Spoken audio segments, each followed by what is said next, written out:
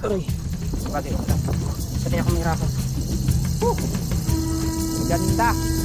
So ngayon, ito yung makikita nating view dito. Kung makikita nyo, ayan. So ito yung pinaniniwalaan nila. So ito yung sinasabi nila na lamisang barko na kung makikita mo nasa itaas ng bahagi ay tila parang isang napakalaking pagong na nakatago dito. Ayon sa mga kwento ng mga taong nakatira dito, ang tuktok na nakikita natin na yan, dito mo daw makikita ang isang tao na naging bato at isinumpa daw ng mga engkanto noong unang panahon, sapagkat lahat daw ng umaakyat dito ay pinapatay niya at sinisibat niya sa pamamagitan ng kanyang palaso. Ayan, so itong area na ito, napakaganda ng ilog. Ito yung mga ilog daw dati na dinanakan ng dugo ng mga pinatay niya sa taas na yan. Ano nis? Ito ngayon yung part na pinakamaganda dito na ipakita sa inyo. Yung kulay blue, talagang ito yung sinasabi na parang barko daw. Sobrang ganda. Yan, ito ngayon yung makikita natin. Mamaya kung tao ba talaga ito o kwento-kwento lang nila. At dahil dyan, medyo parang ang dilim na ng panahon.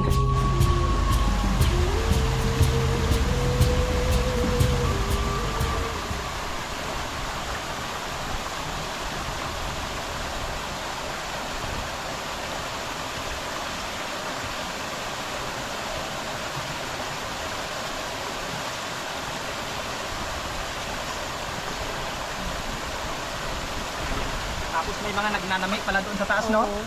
Hisay. Hisay.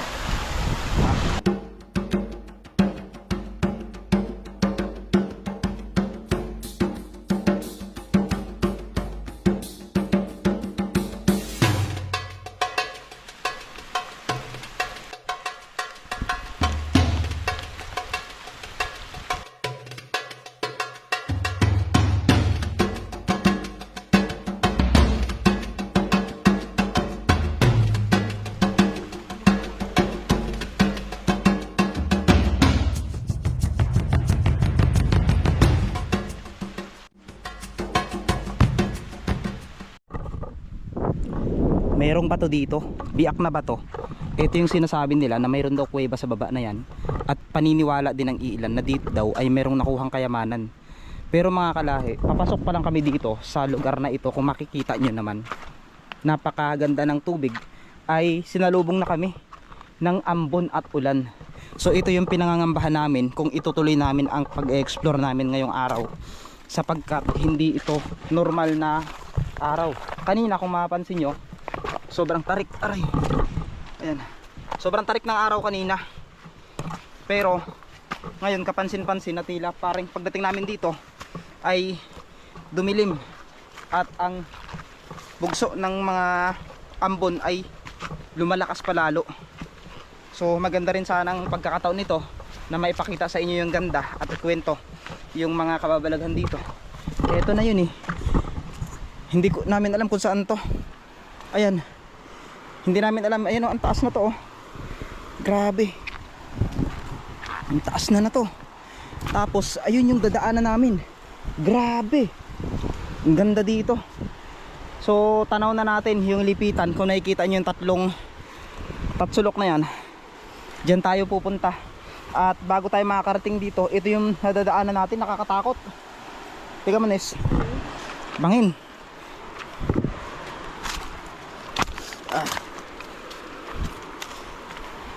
Oh my goodness, grabe, nakakatakot. Tignan nyo. Baka mabagsak, Nes, ingat, Nes, ha. Aroy. Grabe, saan tayo magdaan dito, Nes? May daanan ba talaga dito? Wala man. Oh my god. Umulan na. Aroy, umulan na. Nes, wag kang sumunod. Ay, grabe, parang walang daanan dito, Nes. Buhabagsak yung mga bato, Nes. Ayun, oh. Sa gilid kaya yan. Parang magandang daan. Sa gilid tayo dadaan? Tayo. Oh my god. Nahihilo ako. Okay.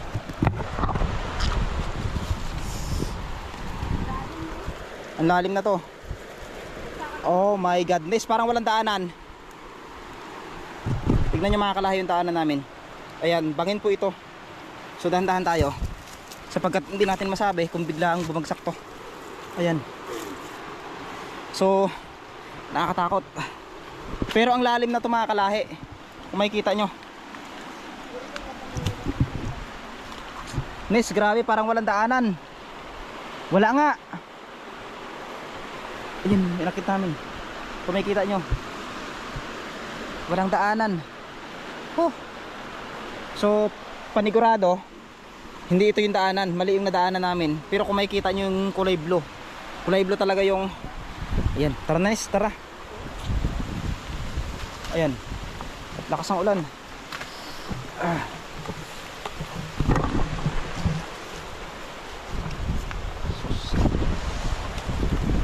Hanap, may silungan kaya tayo dyan? Balik tayo dun sa may parang kubo dyan, oh. Sa may kuweba. Oh my god. Umulan. Dyan, mayroon dyang kubo. Patay tayo na to, lumakas ang ulan. Hindi nga tayo pinahirapan ng init, pinahirapan naman tayo ng ulan. Pero parte yun eh, parte ng paglalakbay natin yan. Lalim. So ito ngayon yung iniisip ko, kung ang motor natin makakalusot pa pag tuloy-tuloy yung lakas ng ulan. Bakit doon sa atin walang ulan? So dito, mayroon ditong parang kubo. Dito tayo ngayon.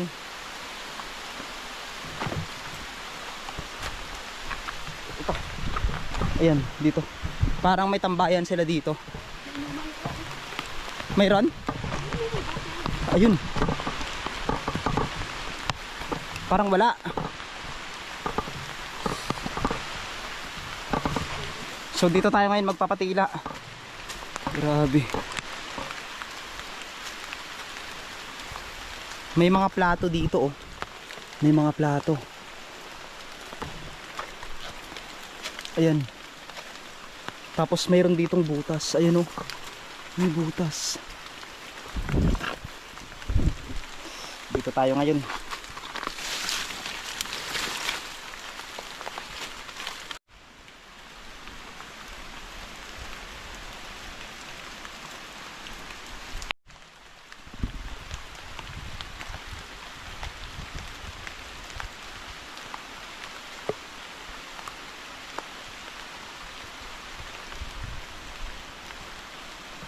So ayan mga kalahi, no, kumain muna kami dito sa part na ito dahil ito yung pupuntahan natin ngayon.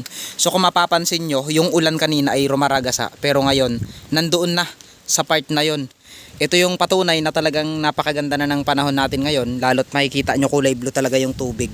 So ano pang hinihintay natin? Halina't explore natin ang napakagandang Lipitan River. Maraming kwento rin kasi tayong natuklasan dito, kaya hindi na natin palalampasin yung pagkakataon na mapuntahan ito. So kanina, habang malakas yung ulan, umakyat tayo dito.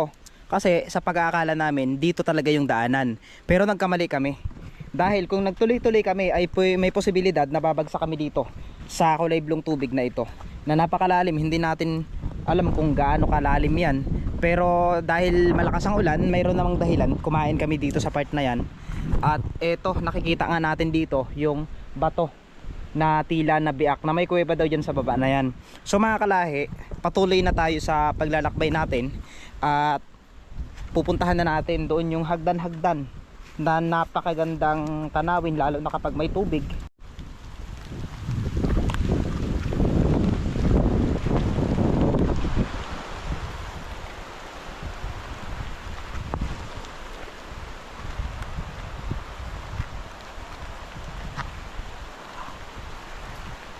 Medyo matarik yung daanan natin kasi medyo mataas itong area.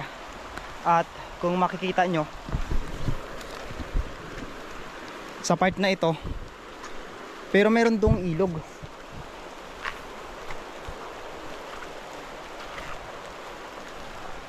Parang mali na itong pinupuntahan namin. Ayun.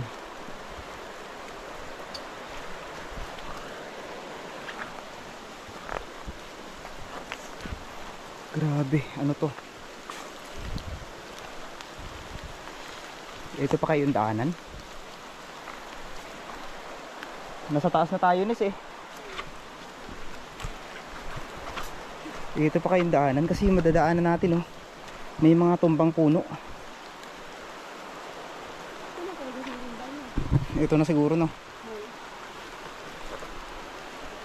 Pero ang dulas. Ito mga bagong puto lang oh. Bagong puto lang siya. Pero itong kabila na ito parang nasa bangin na tayo. Ano yun? Parang bangin na itong dinadaanan natin. Aroy, bangin nga. Bangin nga ito, Nis, no? Aroy, ito yung daanan? Aroy. Oh my God, bangin ito eh.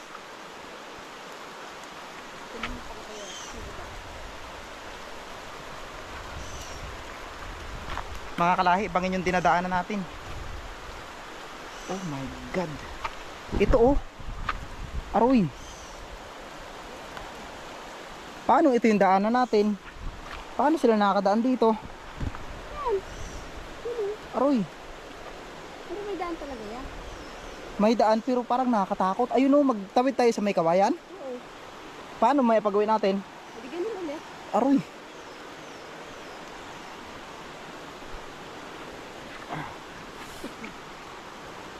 Naku po, ang taas na to oh. Ayun yun, may hawakan yung kawayan. Aroy. Tabi-tabi lang po. Talagang ginawa nila akong daan. Para dito. So kung makikita nyo, patarik na itong dinadaanan namin. Indikasyon talaga na. Lalo ngayon kasi ang mahirap dito yung umulan. Pero may mga hawakan naman. Ayan. Ang inisip ko pag bumagsak tayo dyan, talagang Ay, may daan yan. Yun pala yung hawakan nila. po. Kaya mo, Nes? Kaya. Ang dala. Ayos ang dami to. Dulas kasi. Hindi ako nangangamba para sa sarili ko. Nangangamba ako sa kasama ko. Yeah. Ayun oh.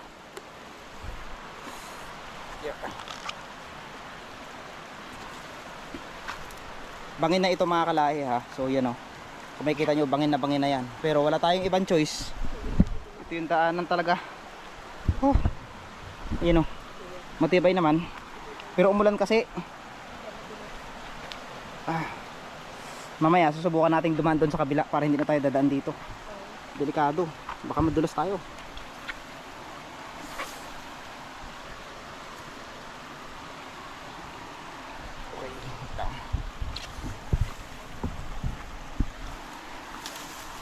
So part ng buhay natin to eh, na dumaan sa ganito. Hindi tayo makakarating sa kabila kung hindi tayo daan sa ganito kahirap na daan.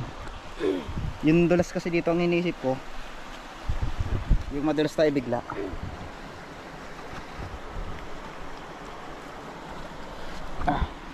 Uy. Success.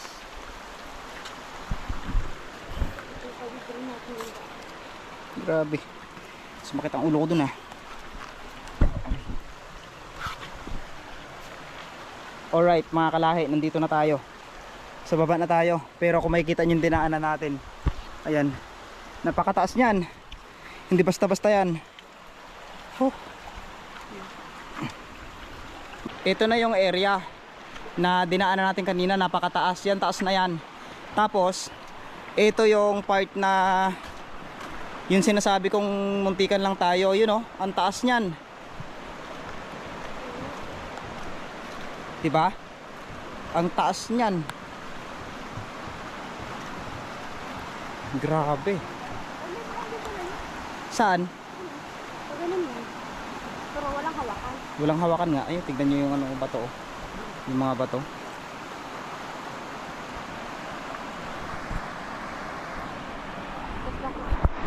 So dito na tayo. Saan tayo dadaan kaya? Diyan lang, doon lang sa kabila. O dito. Hirap yun dun eh. Ayoko nang dumaan dyan. Tignan nyo may dinaanan. Akyat yan oh, patarek. Taas. Hirap nyan. Tara, lakbay tayo.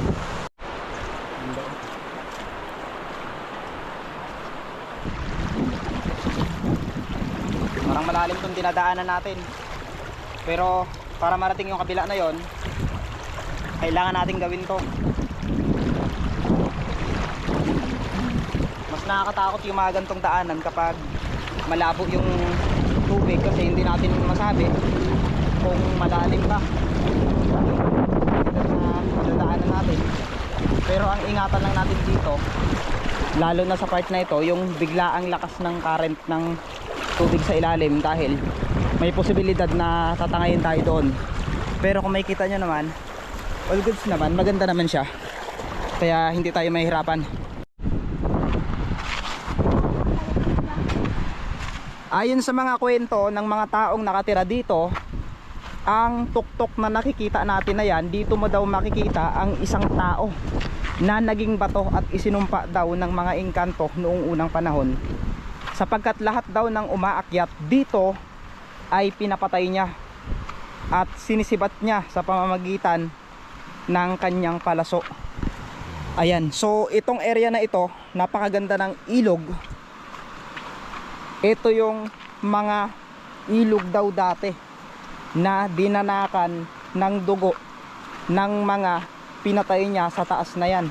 Kaya ngayon itong kwento na ito na hanggang ngayon ay kinakatakutan ng mga katutubo na nakatira dito dahil nga doon.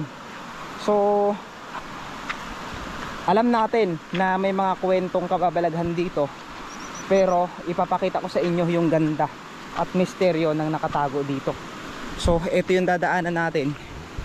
Napaka tinding gubat.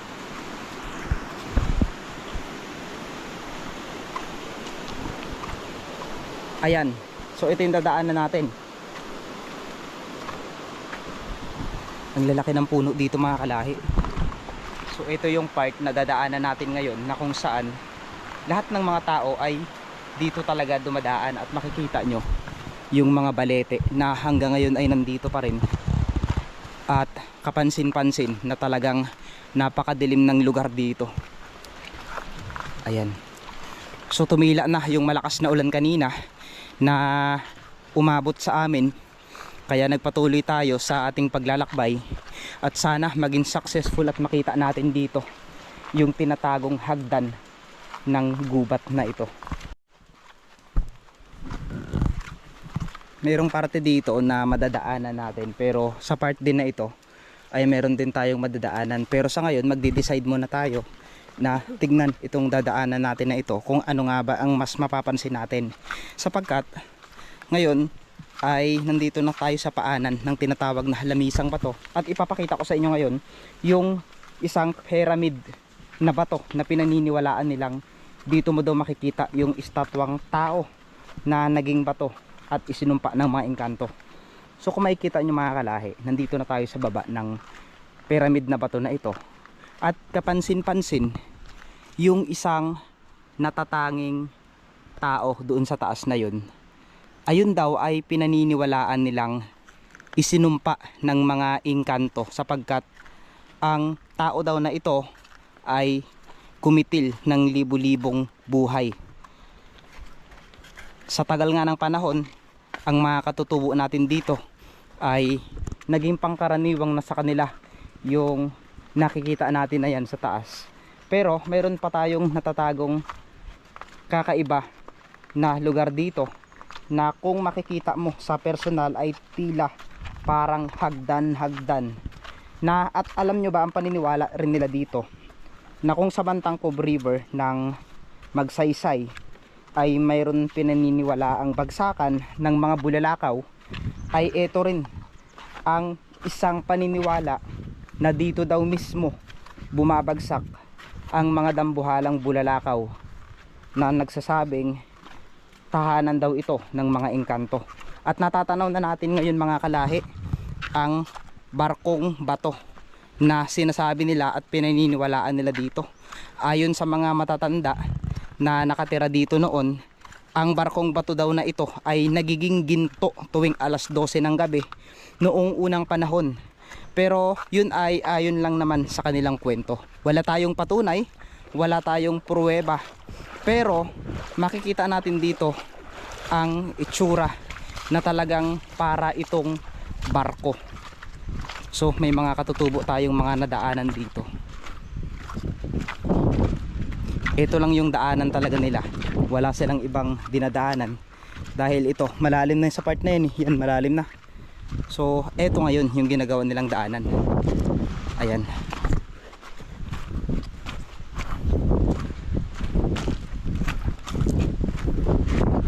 At sa malayuan nga ay nakikita na natin ang mga kulupong na malalaking bato na ito.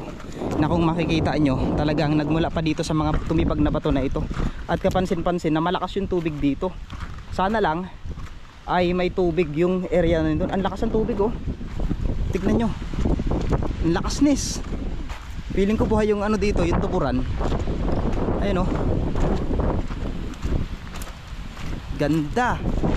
Ayun, buhay na buhay yung tuburan dito mga kalahi. Grabe. Oh.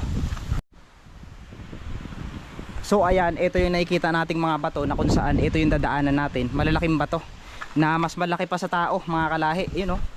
Tignan yung dinadaanan namin. Anong napapansin nyo dyan, di ba? Halos parang magkasinlaki lang kami. Hindi pala, mas malaki pala siya sa akin.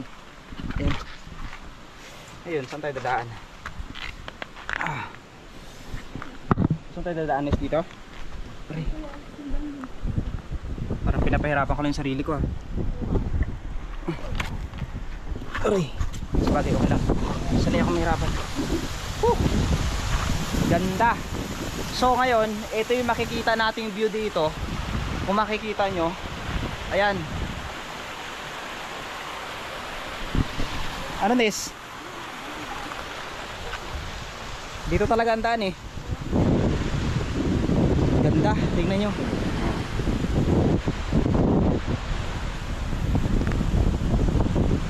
Ang ganda. So ayun, tanaw na tanaw natin yung Tatsulok doon, no? Tanaw na tanaw natin. At eto ngayon, yung pinakamagandang part mga kalahi.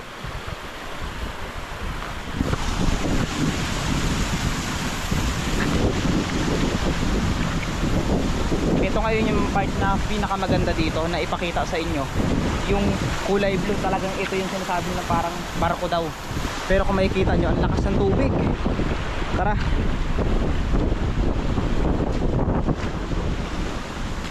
Aroy, ang ano.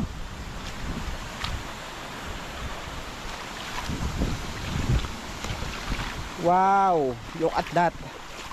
Look at that. Sobrang ganda. Yan, eto. Eto ngayon yung makikita natin. 'Di ba? Yan, eto yung napakagandang lamisang bato. At tinatawag nilang barko. Yan, nagmumula doon yung tubig, paikot dito. At syempre, ayan, dito tayo sa may mismong barko na ito. Ang ganda. Tapos, ito yung pupuntahan natin mga kalahi. Yan, ito yung hagdan-hagdang bato na makikita natin. Sa part na ito, ay dito tayo mag-picture-picture mamaya. Hahanap tayo ng maganda. Pero feeling ko, may mas maganda pa doon sa dulo. Para makita talaga natin yung mismong shape ng lipitan. Dadaanan natin yan, hindi natin palalampasin yan dahil first time pa lang nakasama ko na pumunta dito si Eunice. Ayan, first time niya pa lang pumunta dito. Ay i-tour na lang natin siya dito para makita niyo yung ganda. Ayan, grabe ang ganda dito. So dandahan tayo kasi ang dulas dito. Ayan, ganda. So eto yung pinaniniwalaan nila. So ito yung sinasabi nila na lamisang barko na kung makikita mo nasa itaas ng bahagi ay tila parang isang napakalaking pagong na nakatago dito. So ito yung mga tubig na asol. Sa part na ito makikita natin ito yung tao na naging bato. Alaman natin mamaya kung tao ba talaga ito o kwento-kwento lang nila. At dahil dyan medyo parang ang dilim na ng panahon, so akitin na natin yun. Ito na yung pinaka oras natin para maakyat yung tinatawag na mahiwagang hagdan dito na matatagpuan.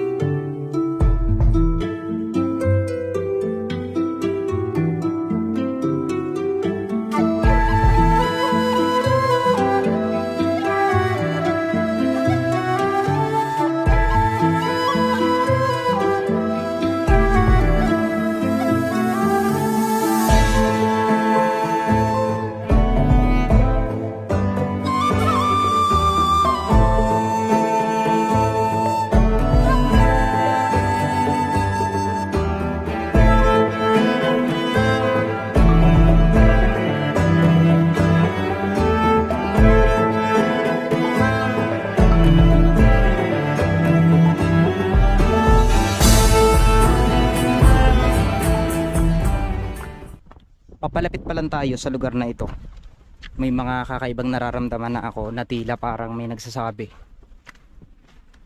na may mga nagbabantay talaga dito mga kalahi. So ito rin yung isang paniniwala ng mga katutubong na pagtanungan natin dito, na napakasagradong araw ng lugar na ito. Talagang maraming kwento at marami kang kakaibang bagay na matutuklasan dito. Kapansin-pansin sa pagpasok natin dito, ang bumubungad kaagad sa atin ay itong napaka-berdeng kulay ng mga bato. Akitin natin ito mga kalahi. So sana lang walang bayod dito, no? Ayan, papasok pa lang tayo. Ito na yung matutungayan natin. So lahat ng mga bagay na bumabagsak dito ay tila nagiging bato. Mga dahon, mga puno, lahat talaga ay nagiging bato. Ito yung mahiwagang lugar na iniingatan ng mga katutubo dito, na kung makikita nyo, maganda siya. Ayan. So ito yung dadaanan natin, yung mga hagdan na to. Ayan. Tabi-tabi lang po.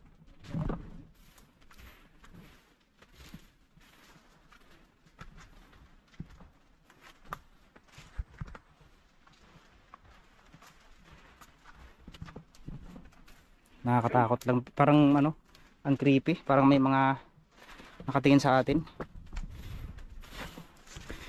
Ayan. Tabi-tabi lang po. Ito na. Nandito na tayo. So itong part na ito na yung pinaniniwalaan nila mga kalahi na binagsakan daw ng bulalakaw.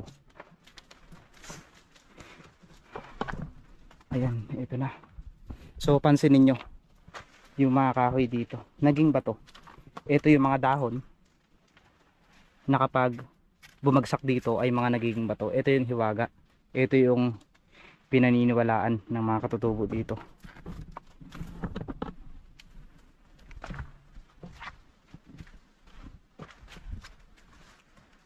Wow. So hindi tayo pwedeng magingay dito kasi baka mabati tayo dito. Ha? Saan? Ay putik, ay kulay itim. Oh my god, may bantay dito kaagad. Oh my god. Matay na nung. Takot ka sa bayad, no? May sumalubong kaagad kay Unis. Sinalubong kaagad siya ng bayod. Ito yung sinasabi ko eh, no, na talagang may mga bayod talaga dito.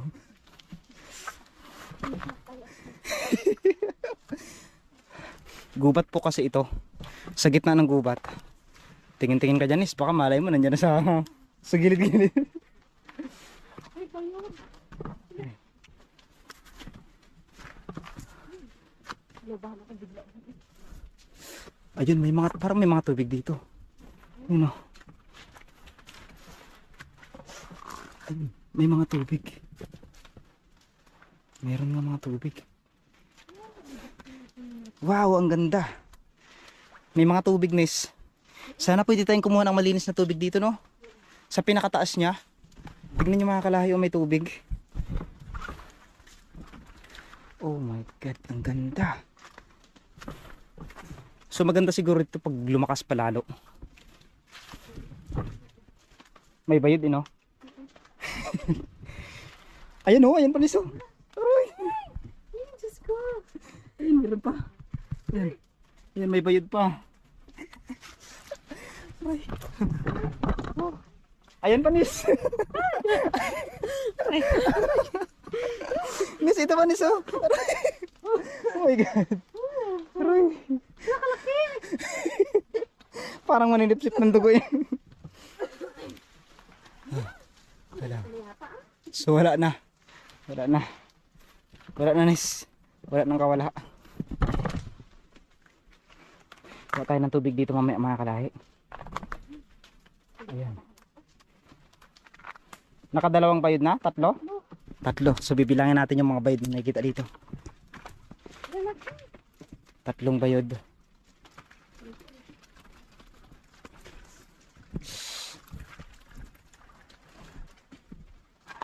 Wala na.